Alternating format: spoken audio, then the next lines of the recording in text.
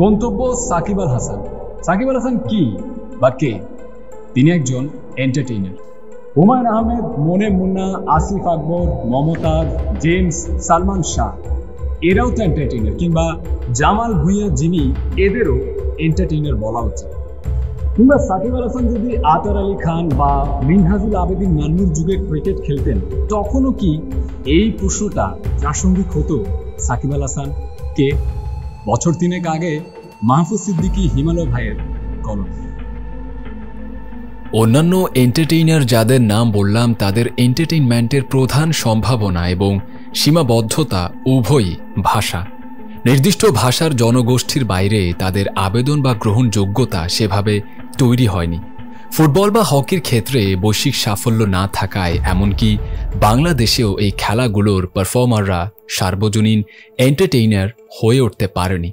Cricket খেলে বলেই Shakib special entertainer এমনটা বললে তার শ্রম আর সংকল্পের ডায়নামিক্সটা অবদ্ধ থেকে যাবে।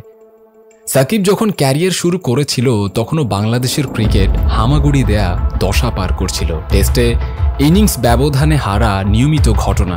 ওয়ানডেতে 200 করতে পারলেই সমর্থকেরা খুশি। মহাপরাক্রমশালী অস্ট্রেলিয়া এবং ভারত শ্রীলঙ্কাকে হারালেও সেগুলো নিছকই বিচ্ছিন্ন ঘটনা।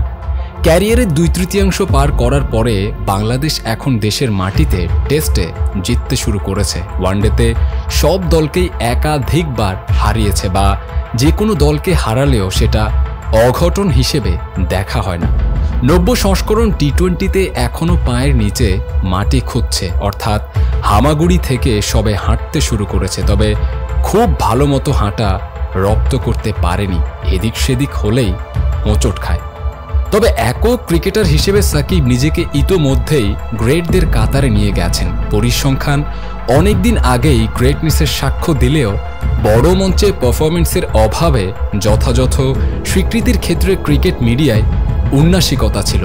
তাকে ছোট দলের ভালো খেলোয়াড় হিসেবেই মূল্যায়ন করা হতো।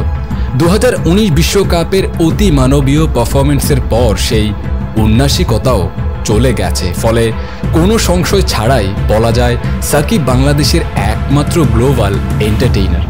গ্লোবাল পার্সোনালিটি বাংলাদেশে অনেকেই আছেন, ভবিষ্যতেও হবেন, কিন্তু এন্টারটেইনার একজনই। প্রশ্ন হচ্ছে সাকিব আল হাসান পারল কিভাবে? সাকিবের মনোজগৎ বুঝবার একটি আংশিক চেষ্টা চালানো যাক। বস্তু জগতে সাকিবের সাথে আমার 50 মিটার দূরত্বেও দেখা হয়নি কখনো। কথা হওয়ার প্রসঙ্গ বাতুলতা। সাকিব সংক্রান্ত ইমপ্রেশনের ভিত্তি মাঠে তার বডি ল্যাঙ্গুয়েজ, মিডিয়ায় প্রকাশিত বিভিন্ন সাক্ষাৎকার, সংবাদ, বক্তব্য, ব্যক্তিগতভাবে পরিচিত কয়েকজন ক্রিকেট সাংবাদিকের অভিজ্ঞতা, এইসব। আমার রিসার্চ পরিচালিত হয় দুটো প্রক্রিয়ার সংযোগে, দীর্ঘমেয়াদী আলাপ এবং পর্যবেক্ষণ। দুটোকে সম্মিলিত করে প্যাটার্ন আবিষ্কার করি। সাকিবের ক্ষেত্রে একটাও প্রয়োগ করার সুযোগ ঘটেনি। পর্যবেক্ষণের যাবতীয় ইমপ্রেশনাল ডেটা সেকেন্ডারি উৎস থেকে সংগৃহীত। পুরোপুরি অনুমান নির্ভর এই হাইপোথিসিস থেকে যে সাকিবকে প্রতিকৃত করা হবে সেটা মূল সাকিবের চাইতে পুরোপুরি আলাদা কোনো ব্যক্তিসত্তা হয়ে ওঠার সম্ভাবনাকে নাকচ করা যাচ্ছে না। সাকিবের পার্সোনালিটি ট্রেট সম্ভবত INTP। গুগলে INTP লিখে সার্চ দিলে বিস্তারিত জানা যাবে। এই ট্রেটের মানুষের অন্যতম দুর্বলতা আন্তঃমানবিক যোগাযোগ, অর্থাৎ মানুষের অনুভূতিকে তারা বুঝতে চায় না বা পারে না, যে কারণে তাদের কথা বা আচরণে অন্য মানুষেরা আঘাত পাচ্ছে কিনা এটা তাদের বিবেচনায় থাকে না। তারা অনেকটাই সেলফ অবসেসড প্রকৃতির। পার্সোনালিটি ট্রেটের দোহাই দিয়ে খুব সহজেই সাকিবের চিন্তা প্রক্রিয়াকে ডিফেন্ড করা যায়, তাই না?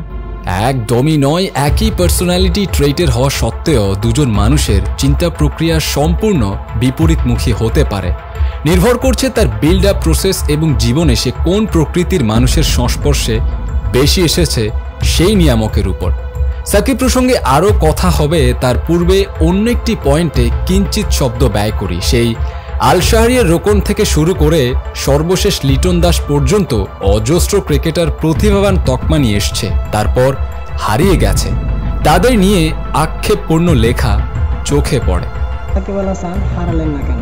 তথাকথিত প্রতিভাদের হারানোর কারণ দুটো। প্রথমত, ঘরোয়াতে বা বয়স ভিত্তিক দলে যে মানের ক্রিকেট খেলে তারা নজর কাড়ে সর্বোচ্চ পর্যায়ের ক্রিকেট টিকতে হলে সেই মানকে আরও উপরে ওঠানোর চেষ্টা করতে হয়, নইলে পারফরমেন্সের ধারাবাহিকতার জন্য মিরাকেলের অপেক্ষায় থাকতে হয়।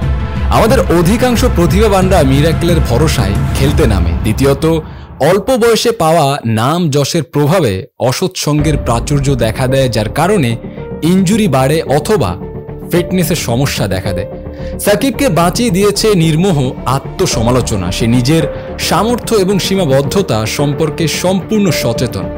প্রথম আলোর এক ইন্টারভিউতে সে বলেছিল, আমি জানি চাইলেই আজমল বা নারিনের মতো বোলিং করে ম্যাচ ঘুরিয়ে দিতে পারবো না, তবে চেষ্টা করলে একটা ভালো ওভার করে রান আটকে দিতে পারবো। বাংলাদেশের খেলোয়াড়দের ফিটনেস সমস্যার প্রধান কারণ যে খাদ্যাভ্যাস, এটা সেই প্রথম বলেছিল, কিন্তু তার কথাগুলোকে মেহনতি জনতা জুস তত্ত্ব বানিয়ে ট্রল করেছিল। বুঝলাম সাকিব আত্মসমালোচনা করতে পেরেছে বলে হারিয়ে যায়নি, কিন্তু সারা ক্যারিয়ারেই বড় কোনো ব্যাড প্যাচে পড়ল না কেন? এর মূল কারণ তার মানসিক গঠন। মিডিয়াতে সে বহুবার বলেছে 1 রানে হার আর 100 রানে হার একই কথা, কিংবা এবার বিশ্ব